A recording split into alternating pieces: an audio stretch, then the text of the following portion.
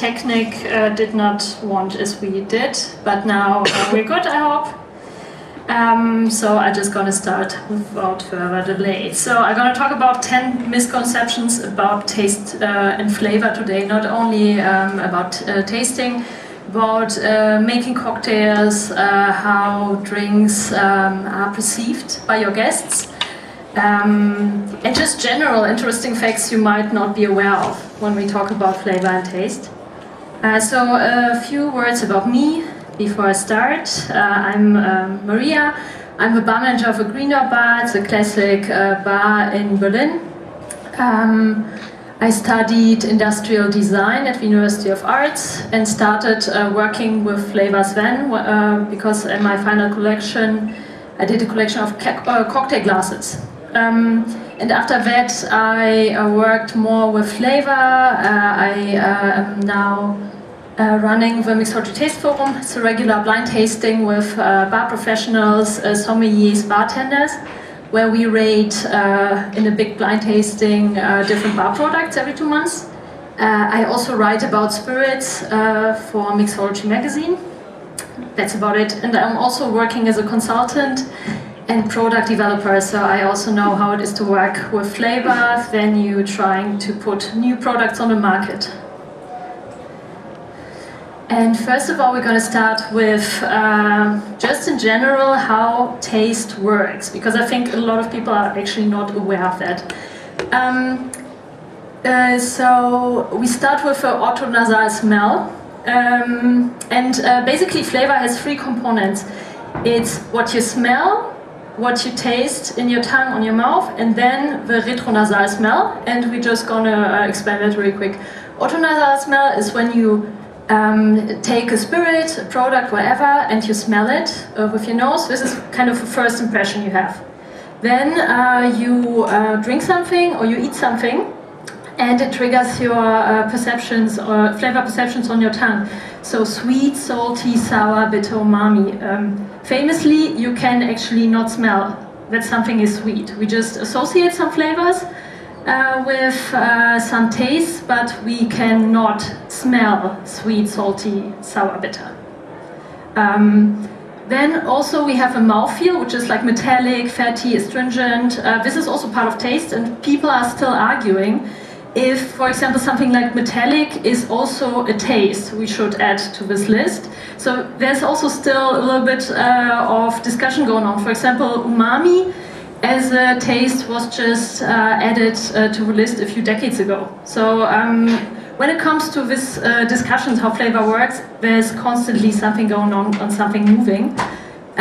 Also we have a touch, like something can be crunchy, fluffy, sticky, different textures, and the pain receptors, which is like if we eat something spicy or if we drink something that contains CO2, and also the temperature. And then the most important part when it comes to flavor is the retronasal smell. Because if you remember how it is to be really sick, I hope that none of you is sick right now. But if you're really sick and your nose, you cannot breathe through your nose, you can usually notice that you only have this kind of perceptions. So if you eat a strawberry, you maybe taste sweet and sour, but you will not have the flavor of a strawberry. This is also really important to understand. So basically we chew, and the flavor molecules, the volatile molecules, travel through this route up here. So you can only taste if you can breathe out. And here is where the flavor is perceived. This is the bulb where all this flavor perception goes, and then in your tongue. So this is just basically to understand what we are talking about here. And now we're gonna come to the first misconception, because all of you probably saw this picture here.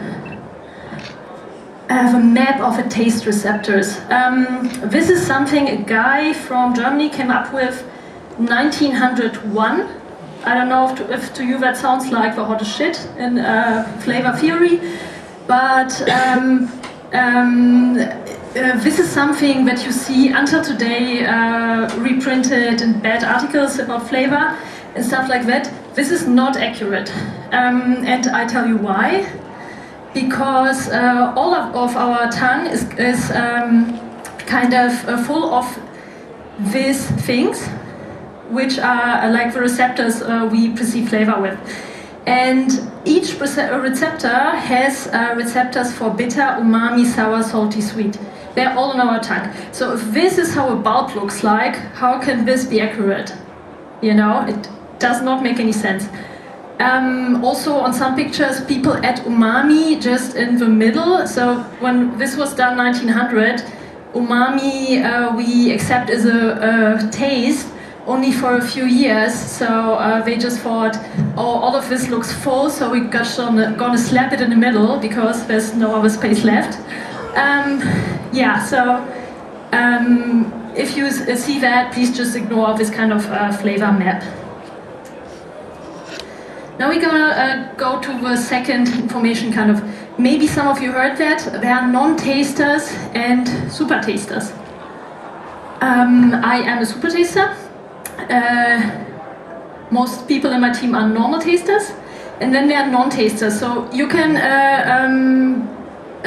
kind of measure where you fall on that spectrum very easily. If you Google super taster test, you find a test. Basically, it's just like putting a hole in foil or something like this, coloring your tongue in something blue, green, whatever color, you know, there's some candy for that or whatever. And then you can make a photo of your tongue and just count how many bulbs there are. It looks like this. So here we have a non-taster, a normal taster, and a super taster. Normal taster have like around 15 to 35 bulbs on their tongue. Non-taster is less than that, and super taster more than that. It can be up to 60 or something.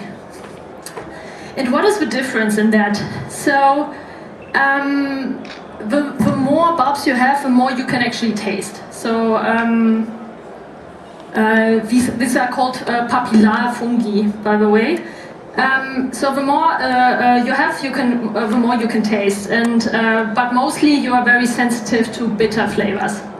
And we know that roughly 25% of all people are super tasters, 50% are normal tasters, and 25% are non-tasters. Unfortunately, men are most likely to be non-tasters. Women are 2 times more likely to be super tasters than men.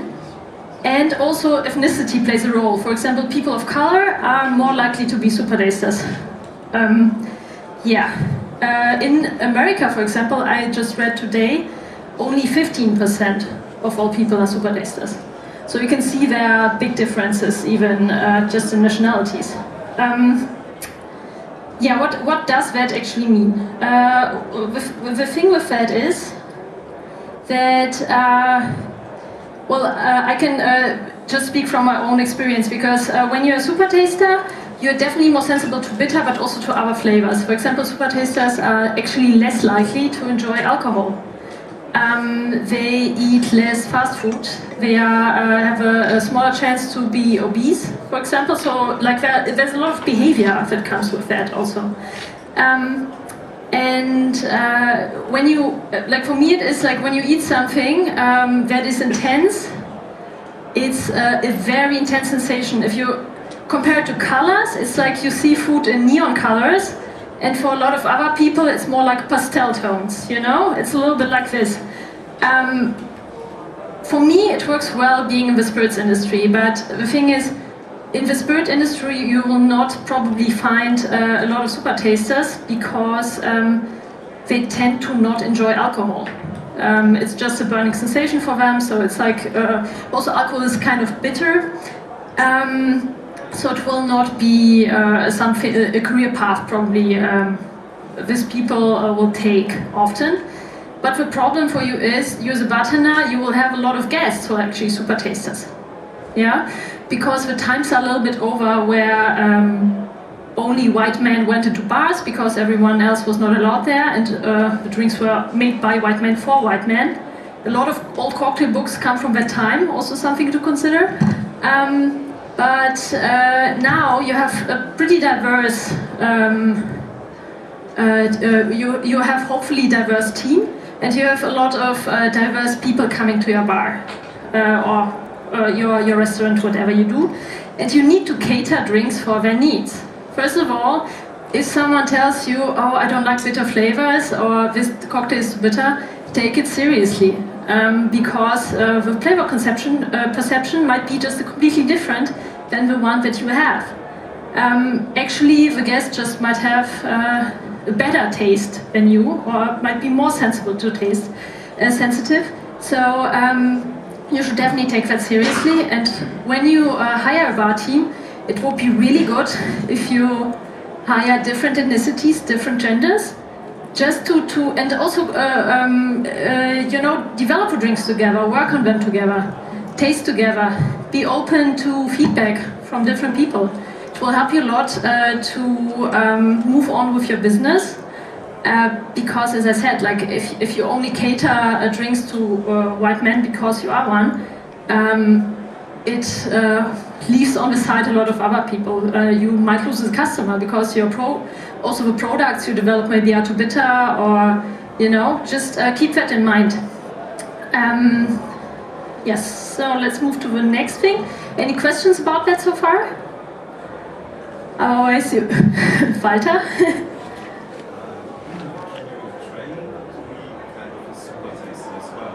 No, you cannot train to be a super taster. Yeah. If your tongue looks like that, you will not go to this. It's a little bit like if I would ask a basketball player if I could be that tall to play basketball. Unfortunately, there's no possibility to change that. But what you can do is you can definitely train how well you taste. And still, super tasters, we don't forget that we only talking about taste. So we're only talking about the flavor conception, which is, as we just saw, bitter mostly, but also people can be more sensitive in a lesser amount to sweetness, saltiness, umami, sourness. Yeah. So it's only about that. It does not mean that you have to be worse in identifying flavors, for example, or you know, like, so it's just a part of what makes a good bartender. I'm absolutely sure you can make also a great bartender being a non-taster, if you are afraid about that.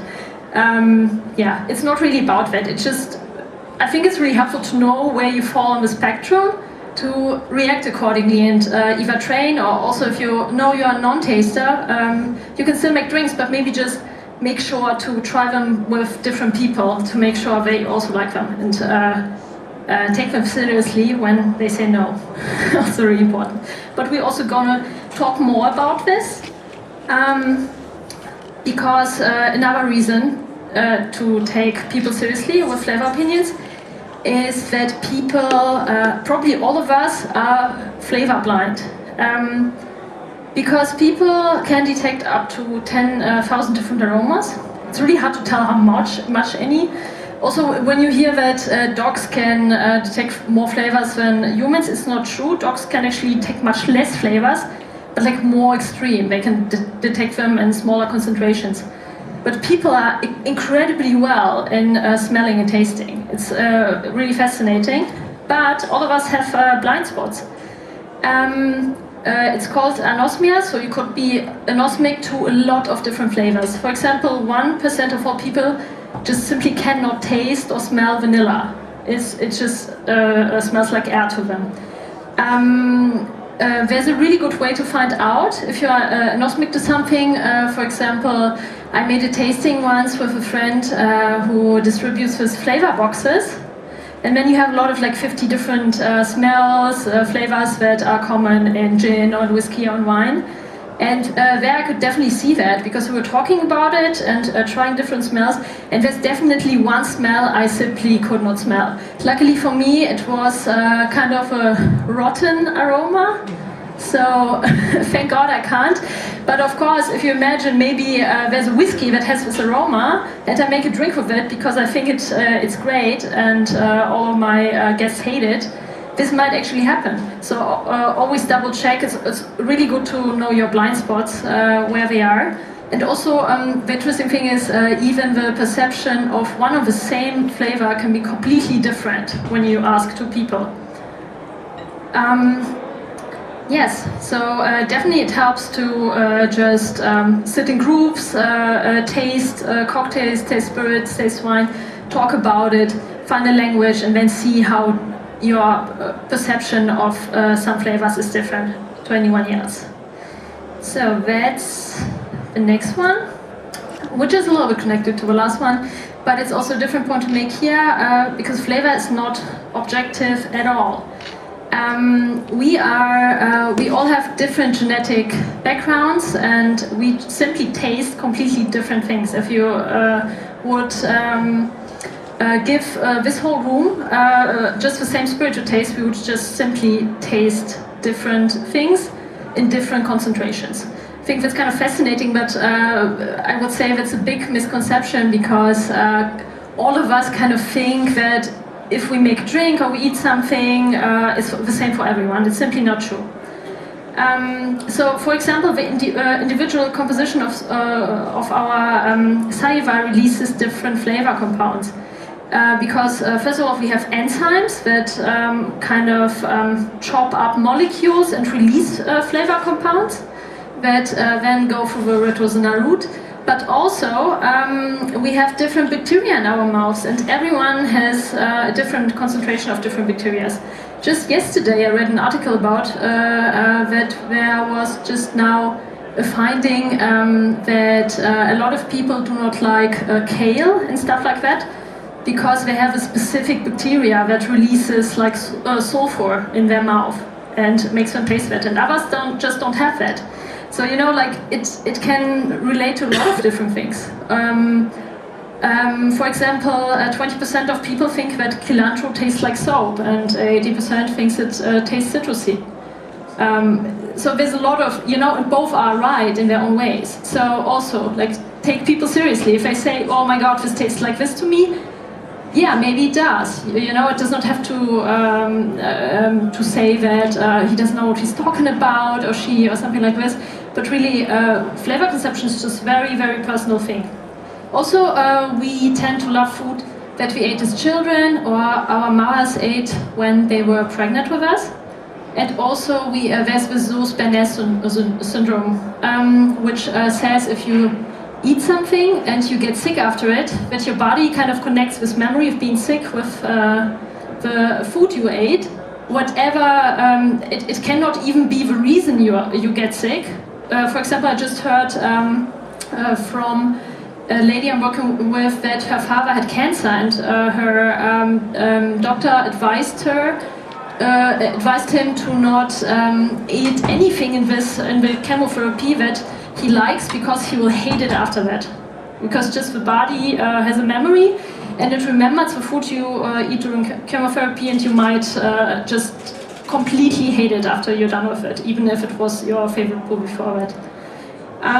And also our brain, connected to that, rates automatically flavor from undesirable to desirable, even if we are professionals. For example, if you hate bananas and you make a Jamaican rum tasting, you will not like the rum, and you will not be really able to get an objective opinion on the rums just because you don't like the one flavor that is the most common in it.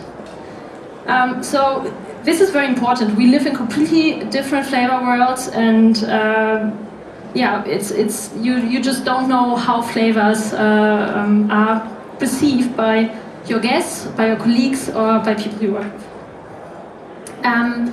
The next thing, your taste is biased.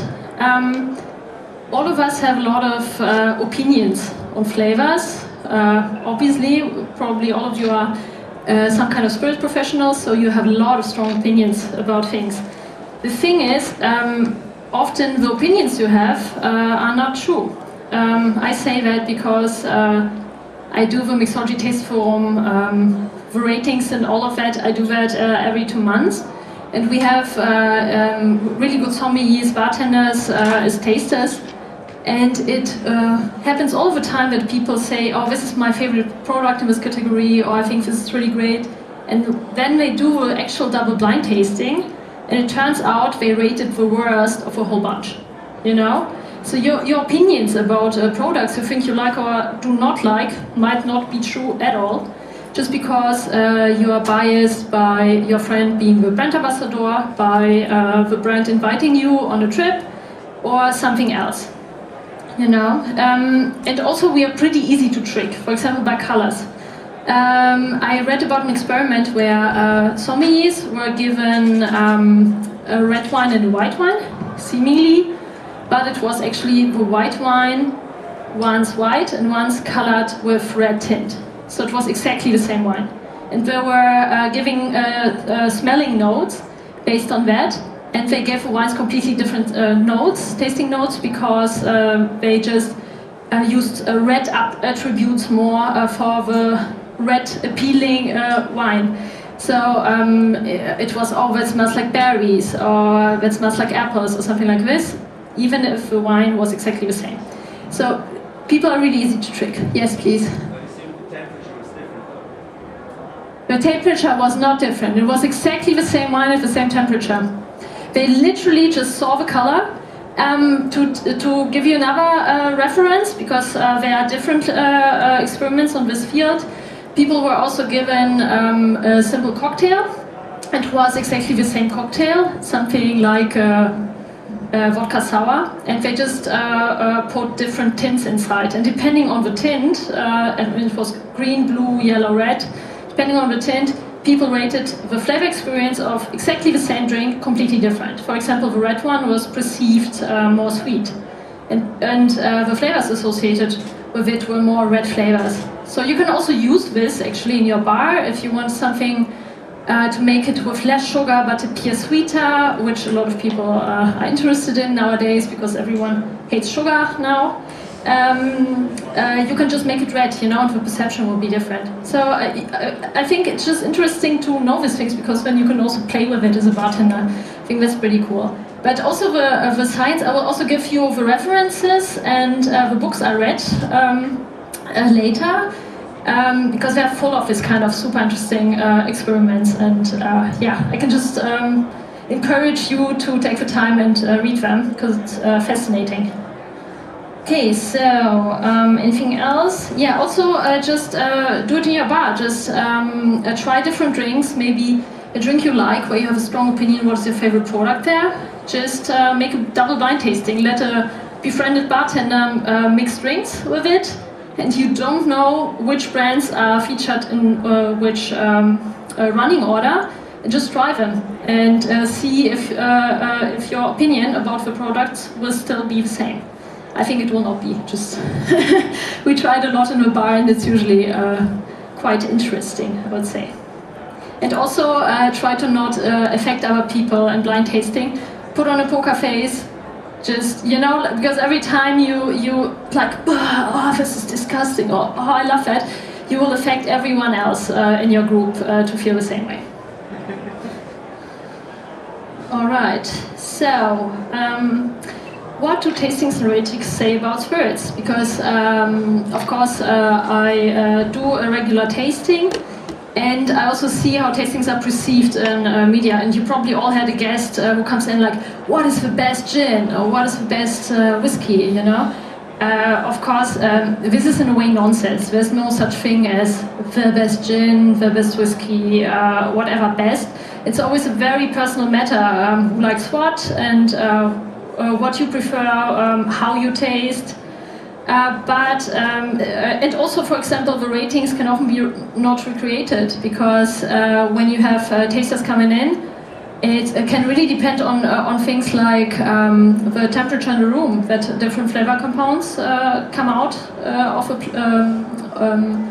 of a spirit or whatever you're tasting. It can be the time of the year, like an eggnog tasting will run very differently if you do it in summer, I guess, than in winter.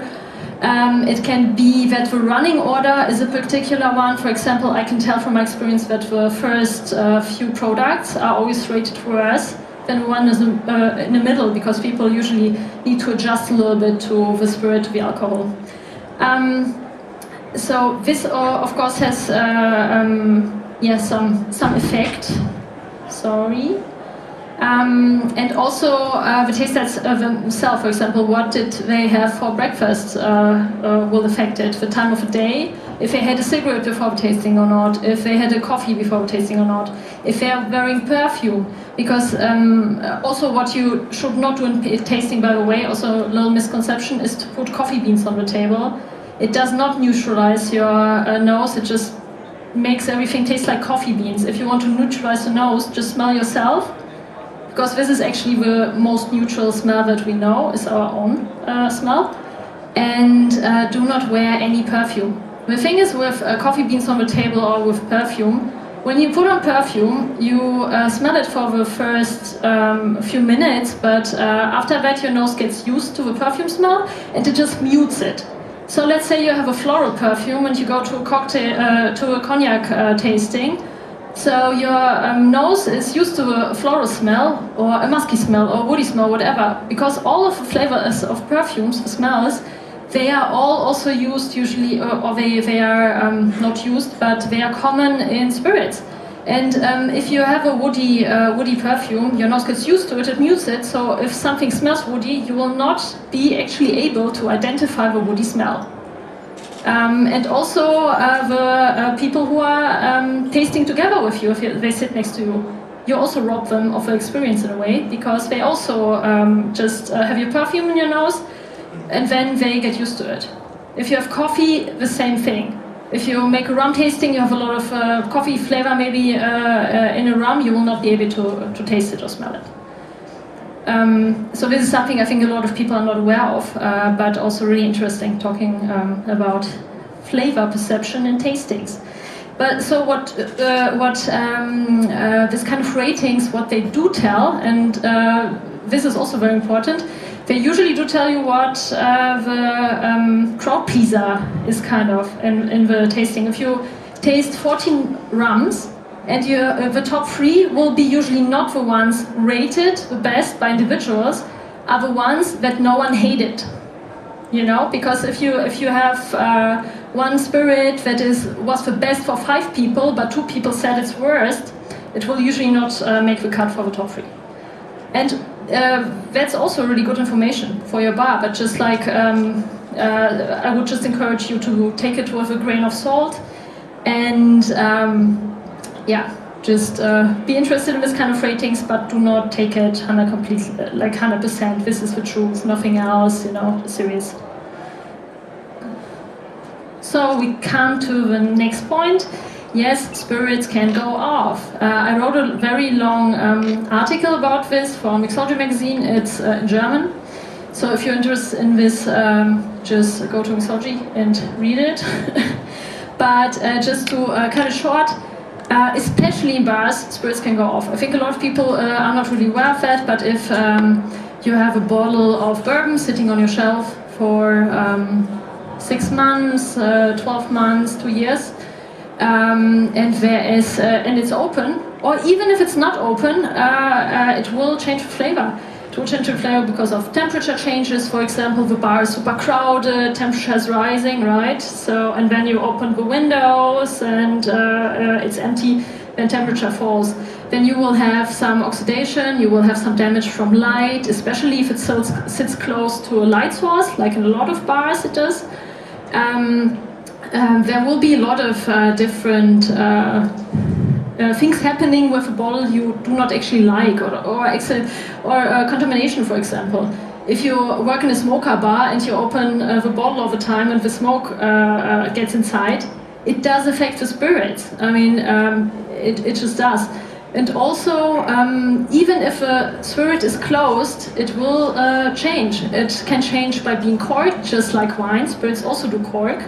I think it's just like a lot of people think it's supposed to be like that and cannot recognize that a bottle is corked.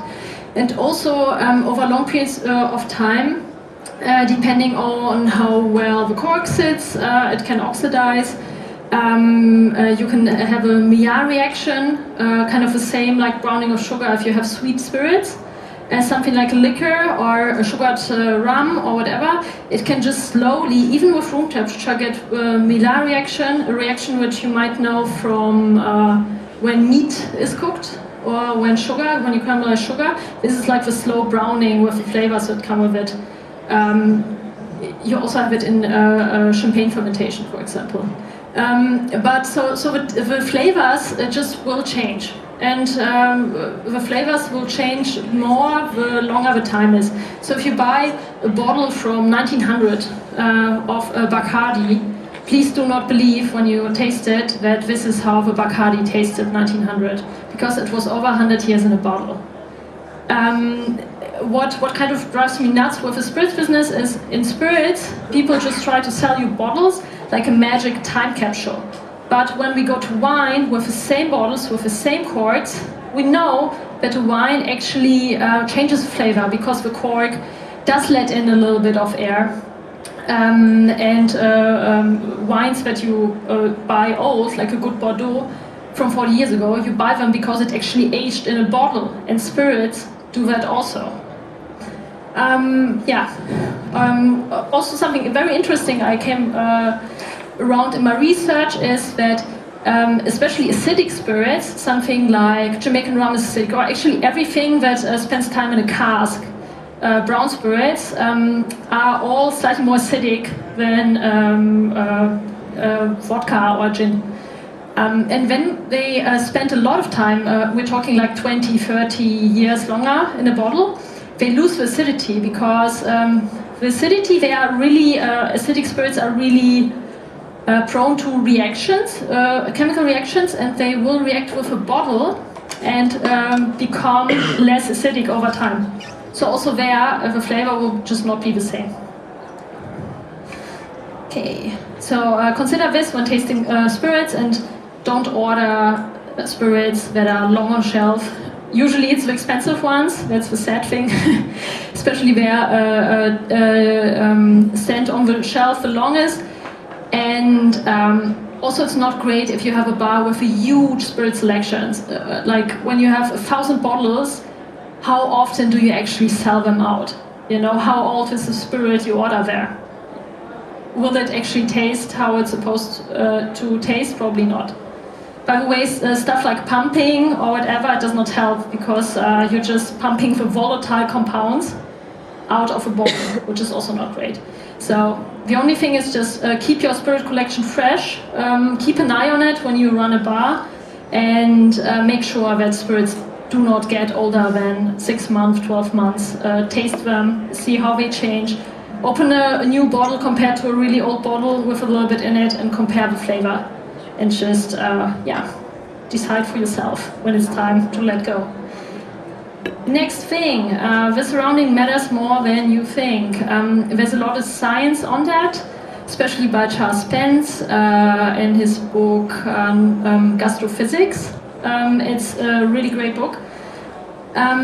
And there's just a lot of science about how labeling, how visuals, how temperature, sound, colors, everything you do kind of affects how people taste drinks or spirits or food or whatever you're working with. So pricing, labeling, naming, branding are just some things that just alter the experience.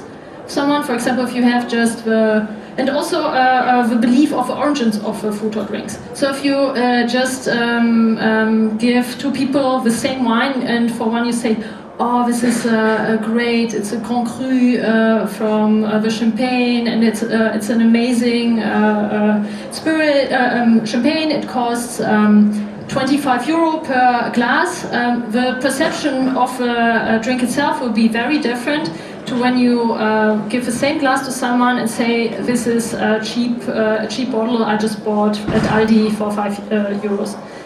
It will be the same product, but the tasting notes you will get will be different, the rating of a product will be different, so this is definitely something to consider. And also, this is true for everything you do in a bar, like the thing you wear as a bartender, how you act as a bartender, how you communicate, how your menu design is, the way your bar looks, the form the table has, the color that the bar has. All of these things will change the perception of flavors. It's a very big topic, so I can just cut it on this very shortly, but it's definitely interesting. Also, something like drink design. You can play with colors, you can play with glasses. All of that will affect how much people are also ready to pay for your drinks. Because exactly the same drinks, you can make it look very cheap in a certain glass and garnish, or very expensive. Yeah.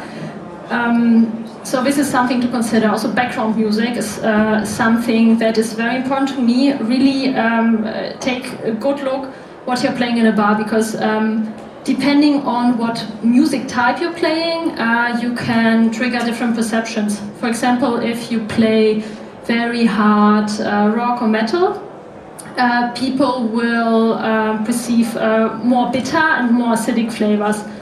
This is why, like a lot of hospitality, which you don't need to do, but a lot of bars play something like slow jazz or something like this, because it makes everything taste a little bit more together, more mild, classic. You know, it actually definitely changes the perception. Personally, I also had a workshop together with Charles Pence, and he was playing us different music on headphones and giving us the same drinks to try. And definitely, depending on what you are listening to, the perception changed.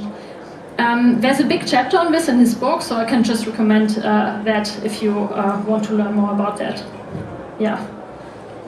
Wait. And yeah, just make sure, take a good look at your bar concept. And really, it can even be the way you present yourself, the way you talk to a customer. Also, how because you can make the best drink in the world, but if your service looks insecure, somehow is a little bit weird with people, cannot communicate properly, they will actually reflect that on the drink and look more for the flaws in the drink.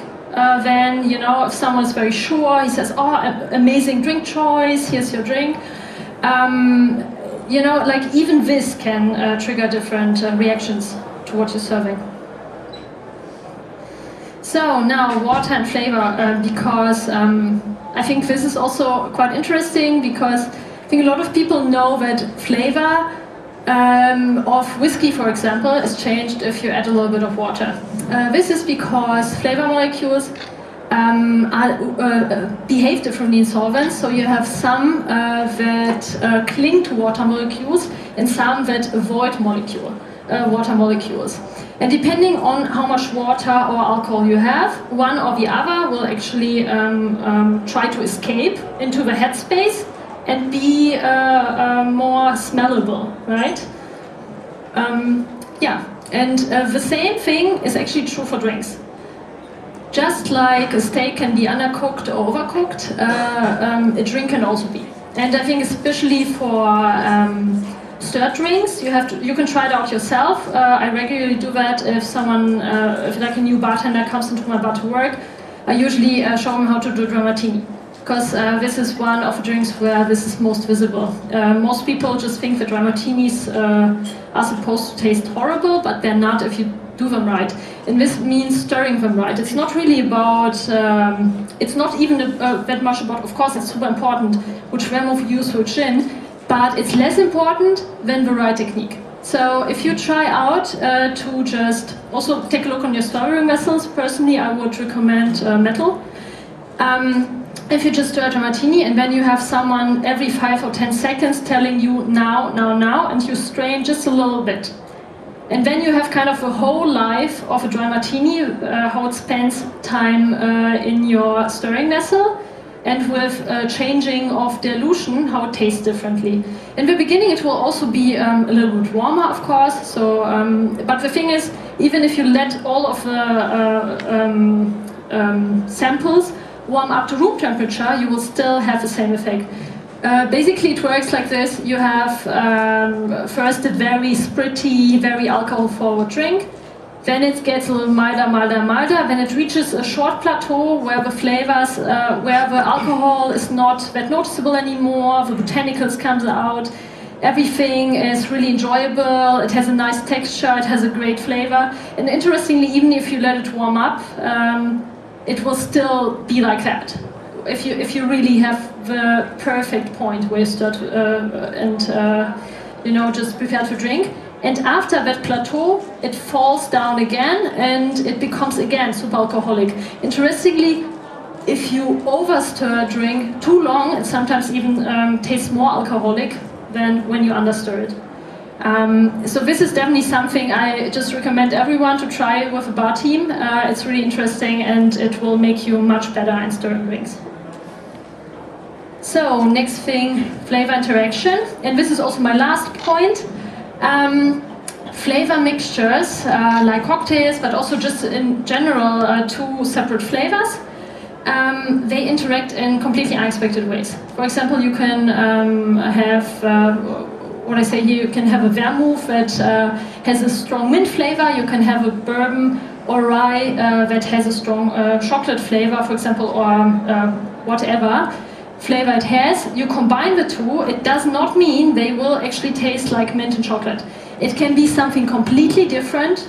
I think a lot of us probably also had this kind of situation where we combined two things, we thought it would be amazing, and then we tried it and it's just like, what is that? There's just some completely different flavors. Because flavor molecules, it's almost impossible to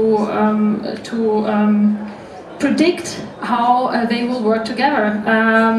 For example, I was working on the botanical tonic together with Karim Fadel for Thomas Henry, and it was a really long project because every time we changed something, and it's quite a complex tonic because we have a lot of botanicals in there, and just to find the right balance between all of them was a nightmare. Every time we thought we almost had it, and we said, oh, just a little bit more of this, a little bit more of that, the whole flavor was completely different, was unrecognizable.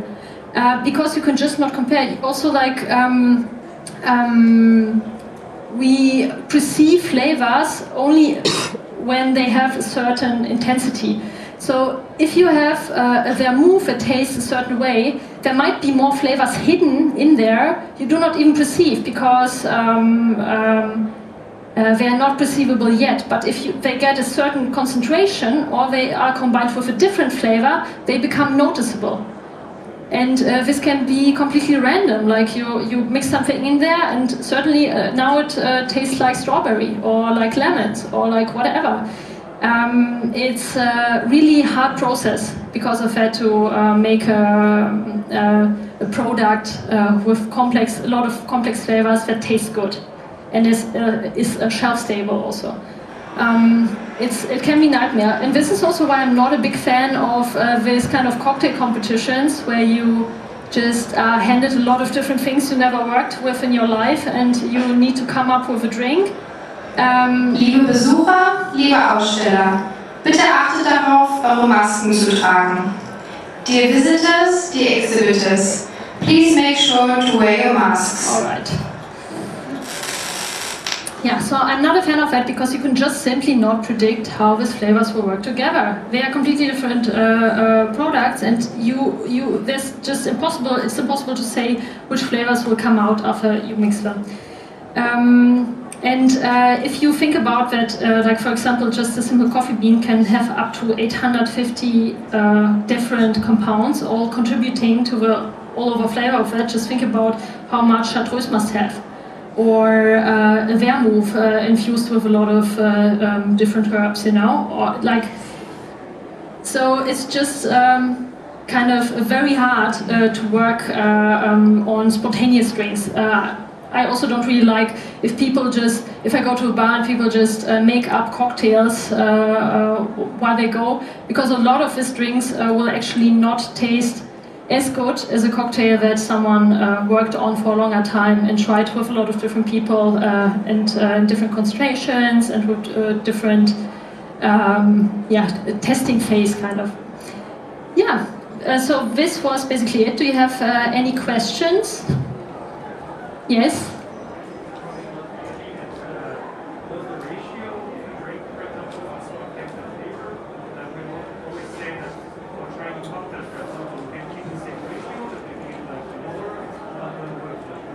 It's something about the ratio, you're saying, of a cocktail? What is it? Like, if you keep the same ratio, but like make it smaller or bigger, will you change the taste as well? Like, is ratio like...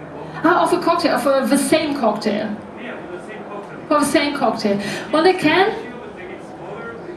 Yeah. Yeah. I mean, if it's exactly the same drink with the same ingredients, you know, like it can actually still change because depending how much ice you use. For example, for stirring, if you make half a drink, if you use exactly half the ice you usually use or something, because also then the other thing comes together, where it depends on how much water is added, is the temperature the same, you know, do you garnish it the same way, or if you make half a cocktail and you have a mint garnish on it, the mint will be much more received now than in a bigger drink. So it really depends, but in general, the ratio to change it a little bit, I think is not such a big deal than to change, to make a Manhattan and change the vermouth, for example. This makes a much bigger difference, I would say, for sure. Yes, so here are some books about flavor theory I would recommend to you. These are the ones that are most approachable, I would say. You can also ask me anything on Instagram if you want to, if you have some further questions on that theme. I will also put kind of a version of this presentation in my Insta stories. Yes, and this is it. Thank you very much for listening.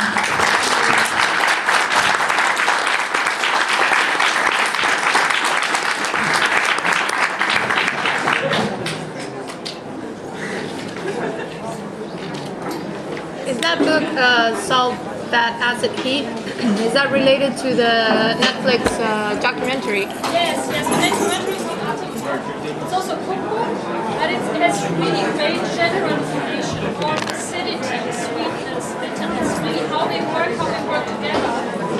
Both this and also the other one I listed, the Flavor Bible. Yeah, I have that one, yeah. Yeah, but it's also, you know, Yeah. it has the same kind of